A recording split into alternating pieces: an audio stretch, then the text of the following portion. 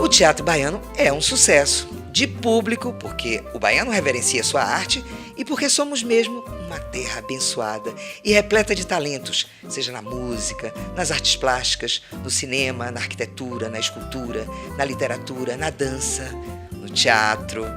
A Bofetada é um desses sucessos, na verdade, um dos maiores desse segmento. Com 28 anos em cartaz, entre idas e vindas, o espetáculo já foi visto por cerca de 1,5 milhão de espectadores em todo o Brasil. A história dessa peça, que começou sua trajetória em 1988, com uma montagem na Sala do Coro do Teatro Castro Alves, na verdade, alterou a frequência do público baiano, que passou a lotar os teatros onde nossos conterrâneos se apresentavam. Foi mesmo uma revolução que trouxe orgulho e muito prazer em ver em cenas nossas histórias contadas com tanto humor e originalidade. O denominado besterol agradou em cheio, não só ao baiano, mas ao brasileiro, que em mais de 50 cidades brasileiras lotam até hoje as salas de espetáculo onde a Bofetada se apresenta. Nesses anos todos, 17 atores interpretaram Fanta Maria, Pandora Luzia, Eleonora, Vânia, Dirce, Camilinha, Helena, Araci, Paloma, Marivaldo e a Rainha. Personagens que tornaram-se tão famosas que algumas têm suas páginas próprias nas redes sociais. Nessa conversa que tive com Lelo Filho, ator desde a primeira montagem e atual produtor e diretor da peça, junto com o estreante e talentoso Mário Bezerra, pude extrair um histórico com lindos detalhes dessa que um fenômeno de público e de longevidade no nosso tão famoso mundo teatral baiano. No Nomes, a Bofetada. A Bofetada está completando 28 anos de sucesso. É mais de 1,5 milhão de espectadores. Quando a gente parou de contá-los, e a gente estreou em 1988, pequena salinha Sala do Coro do Teatro Castro Alves, 120 lugares, meio que apostando numa segunda peça da Companhia Baiana de Patifaria, porque a primeira tinha sido a Bafabanca, que estreou um ano antes, 87. E a Bafabanca tinha dado tão certo, né? Quase um ano em cartaz, né? Era tão raro isso acontecer no teatro baiano.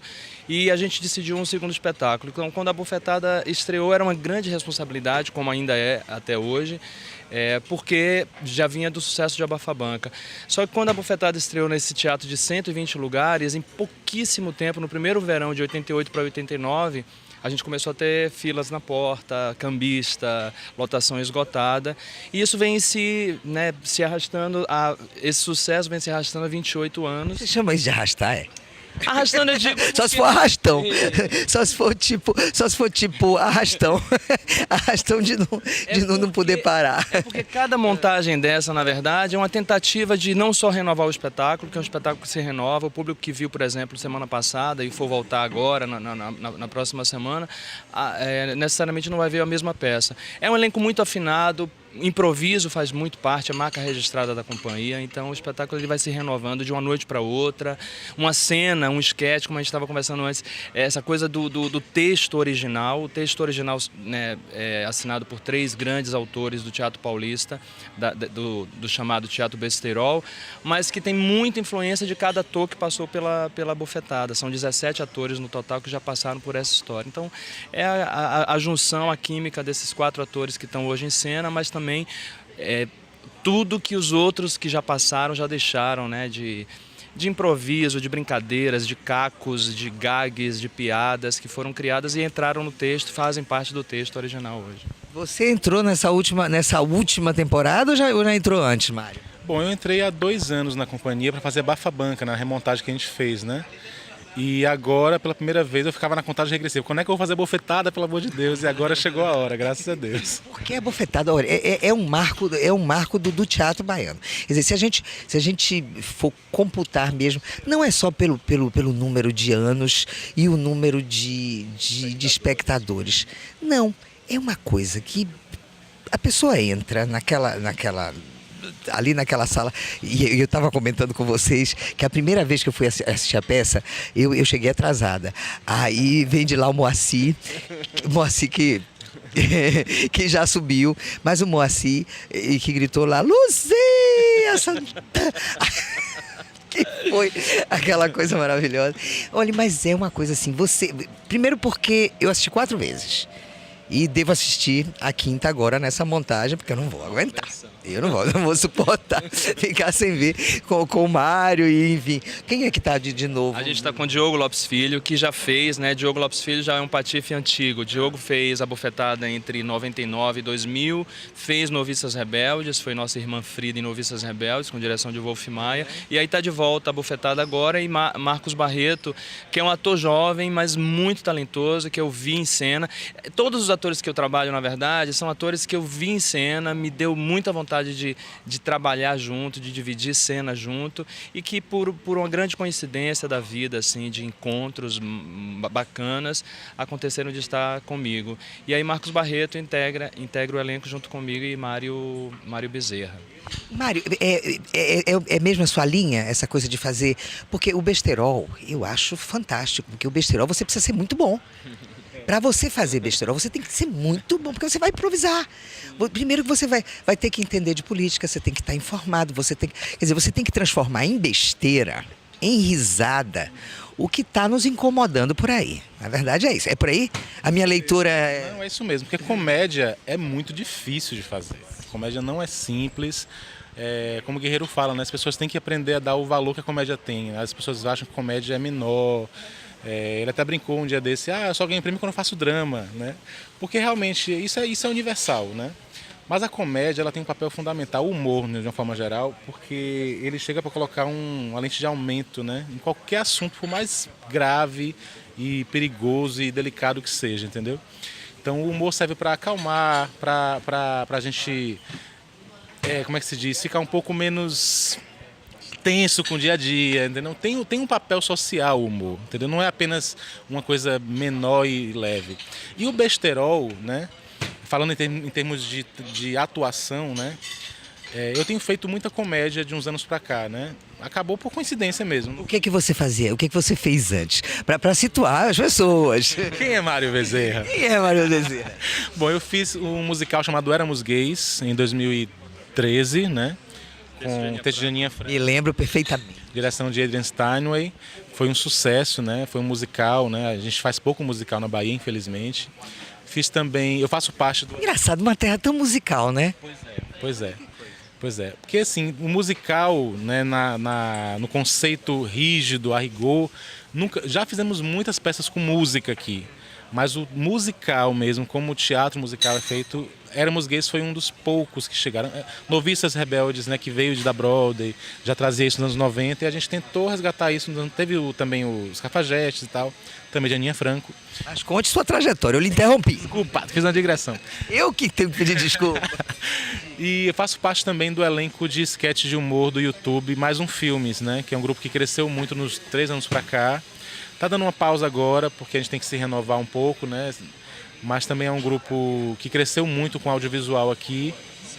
Sensacional. Tem Psitimota, Alan Miranda, que também trabalhavam com o Lelo também já, né? Na companhia há alguns anos atrás. E, bom, o que as pessoas mais me conhecem, né? Principalmente em termos de comédia, é isso. Mais Um Filmes, Éramos Gays. Né? Fiz outras coisas, fiz outros musicais também, fiz Don Quixote, eu fiz o Bucket Show também, né? Com o Jerônimo, com o Calco Monteiro. Fazia uma substituição, às vezes, de Jerônimo, que ele tinha que fazer show, aí eu entrava no lugar dele, né? Achei o mesmo tipo físico. Né? Engraçada a versatilidade de Jerônimo, né? Ele toca trompete, trombone com a boca. Quer dizer, além de tudo, é músico bocal. Exatamente, maravilhoso. E também se provou um excelente ator fazendo o Bucket Show, né? Até de Rei Momo ele já saiu, né? Verdade. Faz de tudo, né? Exatamente. Jerônimo, assim, eu costumo falar que Jerônimo é um dos meus padrinhos na música, que eu também canto com Fred Dantas e tal. Pra você fazer musical tem que cantar. Exatamente. Então ele foi uma das pessoas que me selecionaram para Éramos Gays na época. Ele estava presente e ele deu muita força. Não, esse cara tem que entrar porque é isso. Bom, vamos falar. A gente estava falando de besterol e eu queria, sabe, Lelo, que você sabe, fizesse um pequeno resumo de como começou o besterol. Porque o besterol começou a se firmar com a Boa Bafabanca. No Brasil e nacionalmente, eu acho que o maior sucesso do besterol talvez tenha sido mesmo uma bofetada. Será que eu estou exagerando? É um dos maiores sucessos, até porque continua em cartaz, né? E é do início também. É do início. Assim. Quando foi realmente que começou o besterol? O besterol, a origem dele é datada dos anos 80, né? Início dos anos 80. Esses textos que a gente faz, inclusive, foram peças que originalmente estrearam no início dos anos 80, por volta de 82, 83, 84. Mauro Razzi, Ricardo de Almeida e Miguel Magno, 3 autores distintos e que escreveram esses esquetes que Guerreiro trouxe pra gente em 88.